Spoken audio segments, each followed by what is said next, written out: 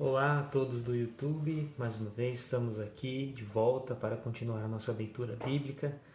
Hoje vamos dar continuidade a partir do capítulo 8 do Evangelho de Marcos. Vamos lá, sem demora, para otimizar o nosso tempo, tá bom? Vamos então a partir do capítulo 8 de Marcos. Naqueles dias, novamente uma grande multidão se ajuntou e não tinham o que comer, por isso ele chamou os discípulos e disse-lhes: Tenham compaixão da multidão, porque já faz 3 dias que está comigo e não tenho o que comer. Se os mandarem em jejum para casa, desfalecerão pelo caminho, pois muitos vieram de longe. Seus discípulos lhe responderam: Como poderia alguém, aqui num deserto, saciar com pão a tanta gente? E ele perguntou: Quantos pães tendes? E responderam: 7. Mandou que a multidão sentasse pelo chão e, tomando os 7 pães, deu graças. Partiu-os e deu-os aos seus discípulos para que eles os distribuíssem. E eles os distribuíram à multidão. Tinham ainda alguns peixinhos. Depois de os ter abençoado, mandou que o distribuísse também. E eles comeram e ficaram saciados.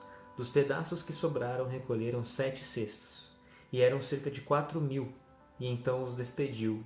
E imediatamente, subindo para o barco com seus discípulos, partiu para a região de Dalmanuta. Saíram os fariseus e começaram a discutir com ele. Para pô-lo à prova, pediam-lhe um sinal vindo do céu. Suspirando profundamente em seu espírito, ele disse: Por que esta geração procura um sinal? Em verdade vos digo que esta geração nenhum sinal será dado. E deixando-os, embarcou de novo e foi para outra margem. Eles haviam esquecido de levar pães e tinham apenas um pão no barco. Ele recomendou então: Cuidado, guardai-vos do fermento dos fariseus e do fermento de Herodes. Eles, no entanto, refletiam entre si, porque não tinham pães. Mas percebendo ele, disse: Por que pensais que é por não terdes pães? Ainda não entendeis e nem compreendeis? Tendes o coração endurecido? Tendes olhos e não vedes, ouvidos e não ouvis? Não vos lembrais de quando partiu 5 pães para 5.000 homens, quantos cestos cheios de pedaços recolhestes? E disseram 12. E dos 7 para 4.000, quantos cestos de pedaços recolhestes? Disseram 7. Então lhes disse: Nem assim compreendeis? E chegaram a Betsaida. Trouxeram-lhe então um cego, rogando que ele o tocasse.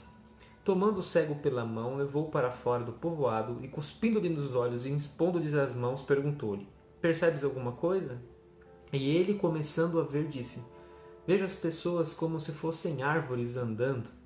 Em seguida, ele colocou novamente as mãos sobre os olhos do cego, que viu distintamente e ficou restabelecido, e podia ver tudo nitidamente de longe, e mandou para casa, dizendo: Não entres no povoado.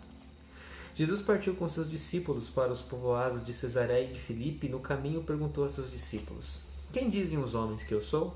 E eles responderam: João Batista, outros Elias, outros ainda um dos profetas. E vós? Perguntou ele: Quem dizeis que eu sou? E Pedro respondeu: Tu és o Cristo.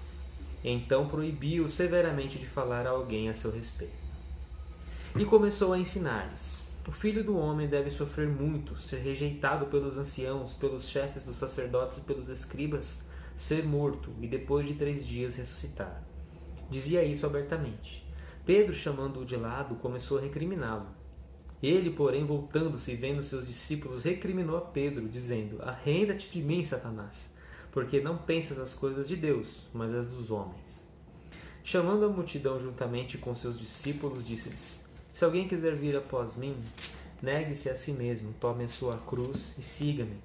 Pois aquele que quiser salvar a sua vida, perderá, mas o que perder a sua vida por causa de mim e do Evangelho, a salvará. Com efeito, que aproveita o homem ganhar o mundo inteiro e arruinar sua própria vida? Pois que daria o homem em troca da sua vida?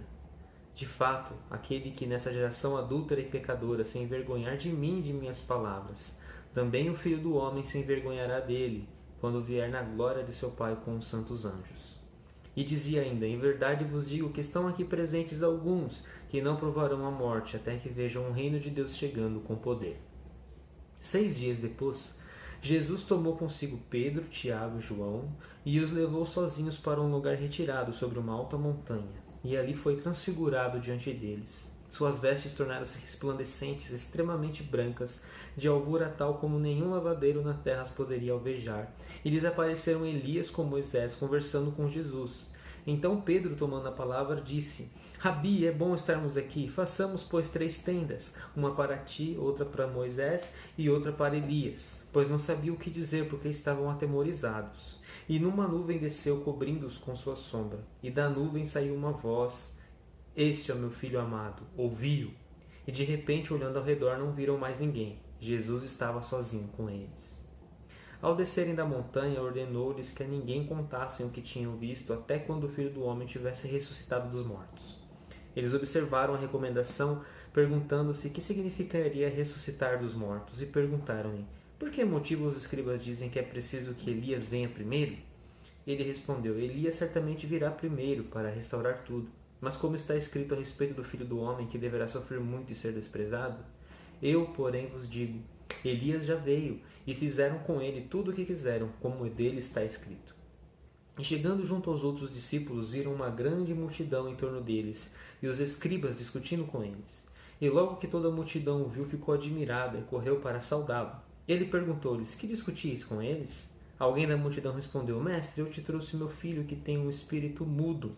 Quando ele o toma, atira-o pelo chão, e ele espuma, range os dentes, fica rígido. Pedi aos teus discípulos que o expulsassem, mas não conseguiram. Ele, porém, respondeu: Ó geração incrédula, até quando estarei convosco? Até quando vos suportarei? Trazei-o a mim.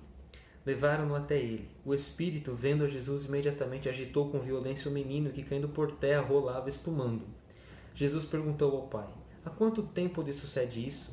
Desde pequenino, respondeu, e muitas vezes o atira ao fogo ou na água para fazê-lo morrer.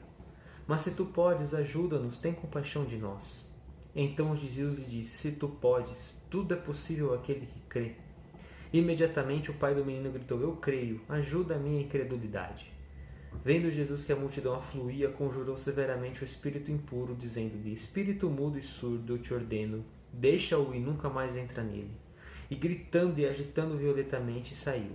E o menino ficou como se estivesse morto, de modo que muitos diziam que ele morrerá. Jesus, porém, tomando-o pela mão, ergueu-o, e ele se levantou. Ao entrar em casa, perguntaram-lhe seus discípulos, a sós: Por que não podemos expulsá-lo?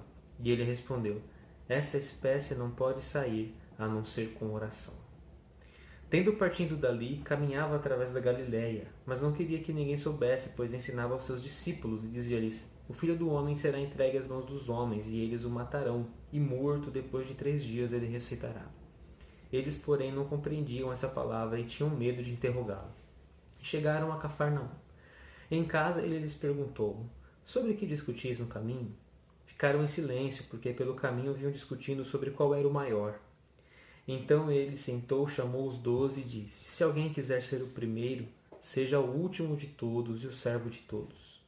Depois tomou uma criança, colocou-a no meio deles e, pegando-a nos braços, disse-lhes: Aquele que receber uma destas crianças por causa do meu nome, a mim recebe. E aquele que me recebe, não é a mim que recebe, mas sim aquele que me enviou. Disse-lhe João: Mestre, vimos alguém que não nos segue, expulsando demônios em teu nome e o impedimos, porque não nos seguia. Jesus, porém, disse: Não impeçais, pois não há ninguém que faça milagre em meu nome e logo depois possa falar mal de mim, porque quem não é contra nós é por nós. De fato, quem vos der a beber um copo d'água por seres de Cristo, em verdade vos digo que não perderá a sua recompensa. Se alguém escandalizar um desses pequeninos que creem, melhor seria que lhe prendessem ao pescoço a mó que os jumentos movem e o atirassem ao mar. E se tua mão te escandalizar, corta. Melhor é entrares mutilado para a vida do que, tendo 2 mãos, ires para a geena, para o fogo inextinguível. E se teu pé te escandalizar, corta-o. Melhor é entrares com um só pé para a vida do que, tendo os 2 pés, seres atirado na geena.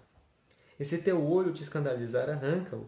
Melhor é entrares com um só olho no reino de Deus do que, tendo os 2 olhos, seres atirado na geena, onde o verme não morre e onde o fogo não se extingue. Pois todos serão salgados com fogo. O sal é bom, mas se o sal se tornar insípido, como retemperá-lo? Tende sal em vós mesmos, vivei em paz uns com os outros. Amém? Esses foram os capítulos 8 e capítulo 9 de Marcos. Nesses episódios aqui citados, grandes questões como o amor de Jesus por todas as pessoas, independente de regionalidade, de hereditariedade. Ele passava por vários lugares curando, ouvindo as pessoas, fazendo bem, ensinando os discípulos que aquele que quisesse ser o maior deveria ser o menor entre todos, pois ele mesmo veio para servir e não para ser servido. E falando que quem não está contra Jesus é a favor de Jesus, né? Então, por isso que não existe uma religião, uma única religião, uma única instituição que prega a verdade, que é de Jesus. Não. Quem não é contra está a favor. Espero que vocês tenham gostado, continuem acompanhando a leitura, meditando. E amanhã voltamos a partir do capítulo 10 do Evangelho de Marcos. Obrigado, tenham uma boa noite e até mais.